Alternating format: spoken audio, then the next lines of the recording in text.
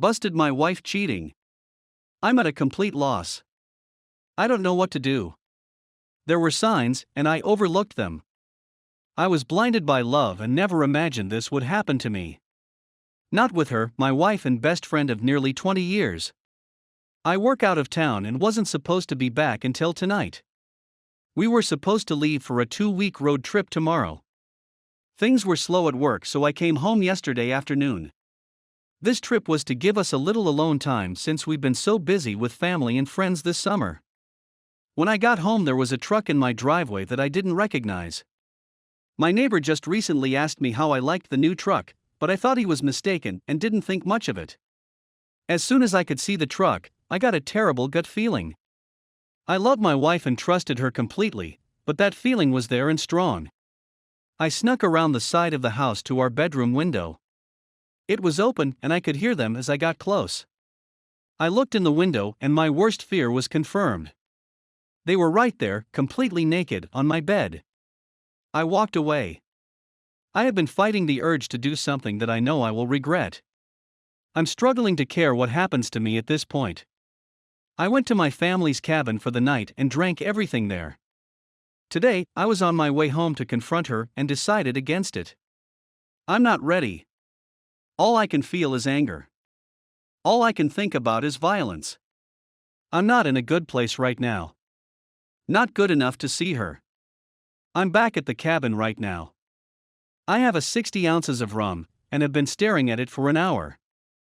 I want to get drunk and forget this, but I don't want to get drunk and make bad decisions. I know this is a critical moment in my life and my actions in the coming days will dictate the rest of my life. That's why I'm here. I need help.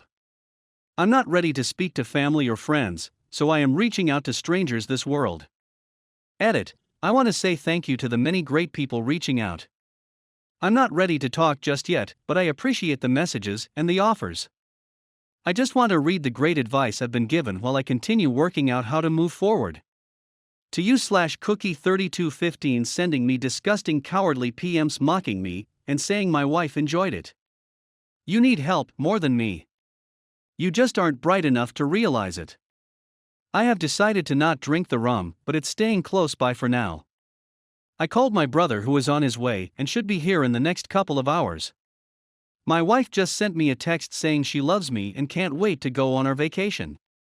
I haven't responded yet. I'm a little calmer after writing this, listening to the great comments and private messages, and briefly speaking to my brother has been helping. To the person who sent me the link to the suicide line, thank you. I am not suicidal, just not caring to the point of being probably too reckless. Once again, thank you to almost everyone. Update. The amount of support and advice I've received is unbelievable. I actually got choked up just realizing how many great people there are out there willing to help a stranger. It gives me a bit of hope for the world at a moment when I needed it most. The downside to all of this support is that I am struggling to respond to people. I have over 600 private messages unread and several hundred comments unread. I want to say thank you to everyone individually, and I am going to make an effort to do that, but it won't be quick, so I will just start by giving a big thank you to everyone for your kind messages and helpful advice. It really means a lot to me. I have noticed several comments and questions that keep popping up and wanted to provide clarity in addition to my minor update. If you can't tell, I am feeling a lot better today. The pain almost completely went away. I still feel like I've been punched in the gut, but otherwise I have begun looking to the future. It has been 2 days, so this doesn't seem right to me. Is this a calm before the storm, or am I just freakishly resilient? As for the questions and comments I've received, here are some cliff notes to clarify some things. When I said wife and best friend, I was referring to the 2 roles my wife played in my life. The other guy was not my best friend, or even someone I knew. I didn't get a great look at him, but from the quick glance and seeing his vehicle, I don't feel like this is someone I know. We do not have kids. We were planning to have them soon though. We recently sold our house, and were set to move closer to my job in September, when the new owners take possession. I am going to thank my neighbor, but I am going to do it subtly like he did for me. A lot of people have been asking me about the signs I mentioned overlooking. Off the top of my head, here are a few. Was texting abnormally late at night. Went for after work drinks with friends regularly. This was not like her, but I was glad that she was being social. She had yoga once a week, but was apparently not paying because one of her coworkers was the instructor, and she was helping with setup and cleanup. I also thought she was very inflexible for someone who went to yoga. Unknown caller hangups. We regularly answer each other's phones if we are closer to it. Several times she had an unknown caller who would hang up as soon as I answered. We get a lot of spam calls, but usually it's a telemarketer or a debt collector looking for the previous owner of the number. Rarely it's a hang-up. The update is a work in progress. When my brother arrived, we had a good long talk. He has been my true best friend, and I realized I need to always remember that and know that he will always be there for me without judgment, the same way I would be for him. He really sets the standard for what a true friendship is, even if we fight on occasion. Since I was supposed to be home last night, I decided to respond to my wife's text. We aren't allowed to have phones on site, so it was reasonable for me to only be texting her. She knows it's easy for me to sneak in some texts. I wrote her and said I needed to go to one of my company's remote sites and wouldn't be able to call her until the end of the weekend. I told her that I would cancel all of the reservations and rebook later. She said she could take her best friend with her this weekend to the romantic bed and breakfast on a vineyard that I booked. I knew it wasn't the best friend she wanted me to think would be going. I told her that I already gave it to my brother and his wife since it was non-refundable, and they would pay me back in a month. This morning I canceled all of the reservations except the romantic one. My brother is coming with me. Fortunately, the hotel let us switch from the honeymoon suite to a room with 2 beds. There also happens to be a really nice lake and boat rentals nearby, so this just turned into a long overdue fishing trip with my brother. This means I am free for the weekend. I don't have to write her or talk to her for a few days, so that relieved some stress and gives me more time to think. I am currently in the mindset to get a divorce. I honestly can't see it any other way. My brother is supportive of this, but has asked me to take a few weeks and speak to someone.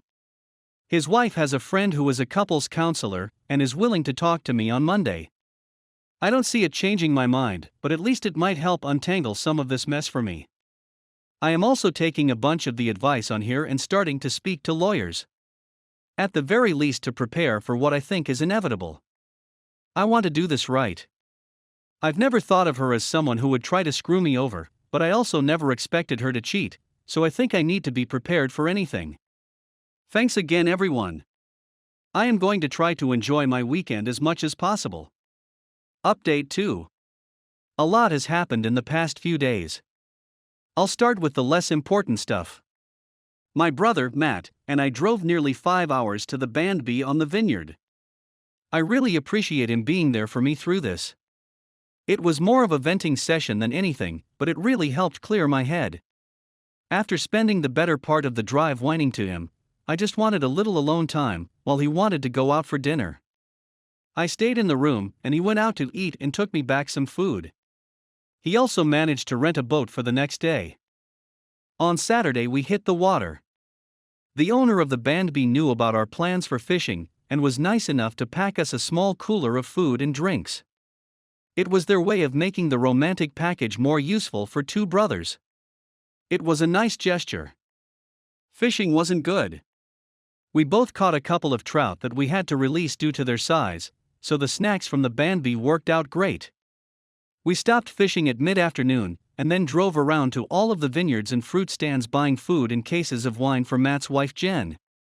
That night we went for the biggest tomahawk steak we could find. On Sunday we drove back to Matt's place.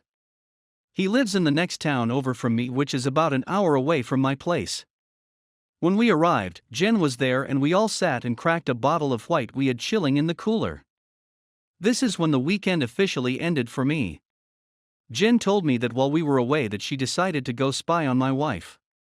She told me that the guy was at my place on Friday night all night, but on Saturday morning she managed to get there just as he was leaving. She followed him home and found the apartment where he lived. My wife stayed over there on Saturday night, the same time she was sending me text messages saying she loves me and misses me. Jen said that she was splitting her time between visiting family who live in my town and stalking my wife. She said that she happened to catch my wife leaving his apartment on Sunday morning and took a few pics of them hugging and kissing before she got into her car. I don't want to see them. That pretty much sealed the deal for me. I don't think I could ever trust her again if she can turn it on and off so easily to tell me she loves me while being with a different guy. Still, I decided that I am not going to jump to a knee-jerk reaction based on emotions. I need to remain calm and level. That's when Jen told me that Sharon was coming over for dinner. Sharon is the counselor that Jen set me up with an appointment for. To clarify, she has never met my wife and this was my first time meeting her as well. Sharon was a very nice person and we got along great. After dinner, Sharon and I went for a walk around Matt's neighborhood to walk the dogs and have a bit of a private conversation. Sharon was really helpful in the fact that she was a great listener and made me feel like I didn't need to be guarded. It was therapeutic to be that free with describing my feelings. As much as I am comfortable with my brother, this was just different and very needed. It's the same reason why I like writing this on Reddit. It's a vent session that helps me untangle some of the mess in my head. Our walk lasted an hour and the only real advice that Sharon gave me was to not delay that conversation with my wife. She said that the longer I wait, the harder it will become to talk to her about this. She said I need clarity more than anything at this point, and my wife is the only person that can give that to me. Later that night Jen and Matt offered me to stay with them for as long as necessary. I know that Matt and I have an expiry period for being in close quarters with each other, so I spoke to my boss who was able to set me up in company housing. I've been staying there every second week for a while, but have to leave on days off. He managed to make it work for me to stay full-time for a few months if I needed. I decided to rebook with Sharon for later this week. I figured our walk sufficed for the first session. She agreed. I spent the night on Sunday just laying in bed thinking about how to approach this. I struggled with this because even the imaginary scenario in my head was making me angry or sad. I decided I would just wing it. I'm usually good under pressure. Yesterday I woke up and said my goodbyes to Matt and Jen. I drove towards home and was thinking what if he was there when I arrived. Then I thought that it would likely just put me back in the angry spot I was a few days ago. I decided to do a drive-by first. Neither his truck or my wife's car were there. I went inside and grabbed a bunch of essentials and things I don't want to part with. Mainly just some photos and old family heirlooms. I got them all packed up in my truck and then headed over to the guy's apartment. Her car wasn't there either, but his truck was. I decided to write her to see where she was. She said she was getting groceries. I trust her so little right now that I drove by the grocery store and actually confirmed she was there. I feel so dirty admitting that I did that, but my trust is broken, and it's the only way I can be certain of anything.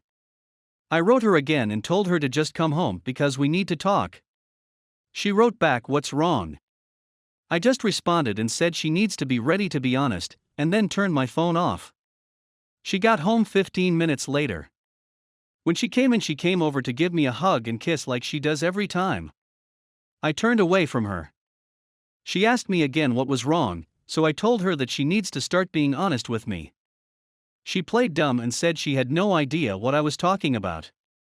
I said, "Okay, if you can't be honest then I am leaving." She started panicking at this point and said, "Are you talking about yoga?" I figured it was a start. I asked her what she was talking about, and she told me that she hadn't been going to yoga. Here's a bit of a breakdown of the rest of the conversation. Me, if you weren't going to yoga, then where were you going? Her, I was taking walks to relax because I've been so stressed lately. Me, why were you so stressed, and why did you lie to me about what you were doing?